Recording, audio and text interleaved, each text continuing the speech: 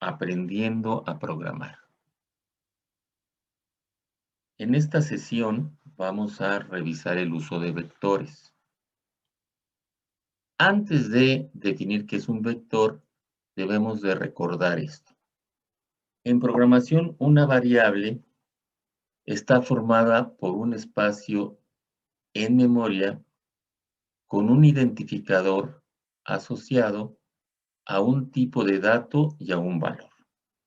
Es decir, en una celda de memoria tenemos un tipo de dato asignado para el dato, un identificador, es el nombre de la variable, y un valor. En este ejemplo tenemos identificado el tipo de dato como entero, el identificador como edad del alumno y un valor 17, ¿no? Representará 17 años. Y se puede declarar en Arduino o en C de esta manera. Int, edad alumno, igual a 17, punto y coma, con el terminador. Un vector en programación es una serie de celdas de memorias consecutivas que tienen datos del mismo tipo y se identifica con el mismo nombre. Por ejemplo, yo puedo declarar un vector de 10 celdas. Son celdas contiguas.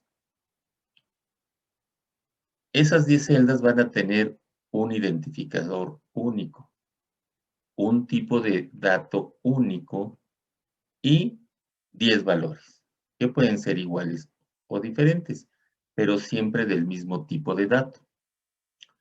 Ejemplo, edades alumnos, tipo de dato entero, y pueden tener todos estos valores.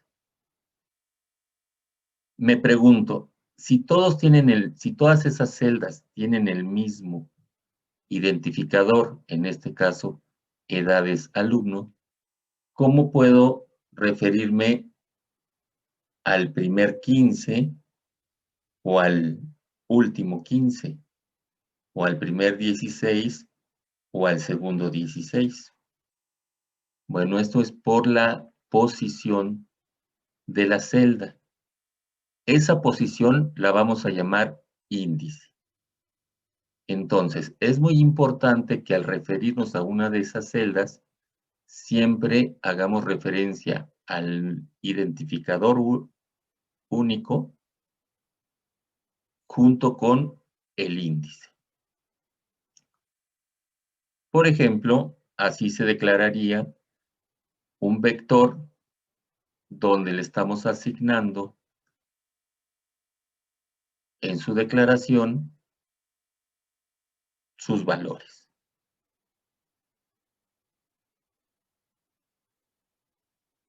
Pero también lo podemos declarar así: entero, datos, edades, y entre corchetes, en este caso, como lo estamos declarando, es el número de celdas que va a contener ese vector, es decir, 10 celdas, identificadas con sus índices. Debe notar que los índices o el índice empieza de 0 y en este caso terminará en 9, dándonos un total de 10 celdas. Cuando yo quiero asignar o cuando nosotros queremos asignar un valor a una celda, tenemos que hacer referencia a su índice. Por ejemplo, datos edades índice 0, le estamos asignando un valor de 16. A datos edades con índice 9 le estamos asignando un valor de 15. Y así podríamos ir asignando valor a cada una de esas celdas. Hay un dato que debemos de observar. Sí, yo aquí puse una asignación a datos edades, índice 29, le estoy asignando el valor de 27. Pero este me puede generar un error. ¿Por qué? Porque nada más tengo 10 celdas y yo estoy haciendo referencia a la celda 29. Este tipo de errores nos va a generar un mensaje al momento que se ejecuta el programa, donde generalmente nos dice que el índice está fuera de rango. Entonces hay que tener mucho cuidado de siempre manejar el índice dentro del rango.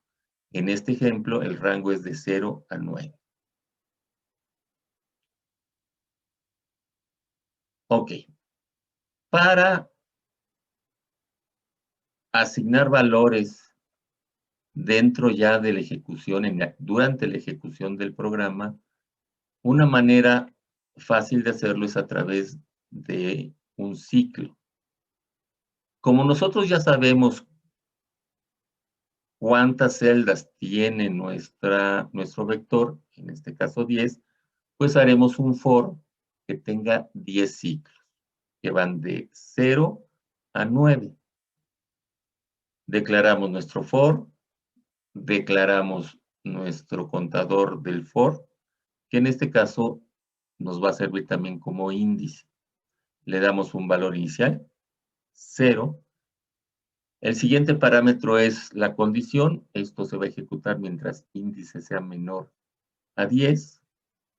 Y el siguiente parámetro del for es el incremento. Estamos incrementando el índice de 1 en 1. Dentro de ese for, yo voy a escribir una instrucción. Entonces, tengo mis 10 celdas que yo voy a ir llenando con datos. En este caso es un valor random, un valor al azar, entre 1 y 18. Y estoy haciendo, si se fijan en la asignación en valores edades, referencia al índice. De tal manera que la primera vez que se ejecute el for, el índice va a valer 0. Y vamos a suponer que se genere un valor random de 16.